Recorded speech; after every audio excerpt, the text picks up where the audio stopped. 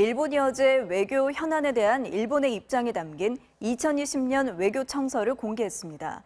한국에 대한 수출 규제 조치는 필요한 일이었다고 강변했고, 독도와 위안부 등 과거사 문제에서도 도발을 이어갔습니다. 나세용 기자입니다. 일본은 어제 공개한 2020년 외교 청서에서 한국에 대한 수출 규제에 대해 필요한 조치라고 평가했습니다. 군사 전용 가능성이 있는 물자와 기술의 무역을 적절히 관리하기 위한 일이었다는 겁니다. 또 한국이 한일 군사정보보호협정, 지소미아를 조건부 연장한 것에 대해선 한국 정부가 현재 지역 안보를 고려해 판단한 것으로 이해한다고 적었습니다. 모두 아전인수식 설명입니다.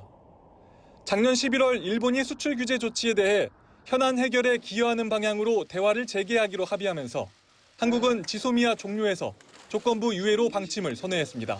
그러나 6달이 지난 지금도 일본은 가시적 조치를 취하지 않고 있습니다. 지난주 한국 정부는 일본의 이달 말까지 입장을 밝힐 것을 통보하기도 했습니다. 올해 외교 청서에서도 일본은 또다시 독도가 일본 영토라는 도발을 반복했습니다. 강제동원 배상 판결은 국제법 위반이라는 입장도 고수했습니다.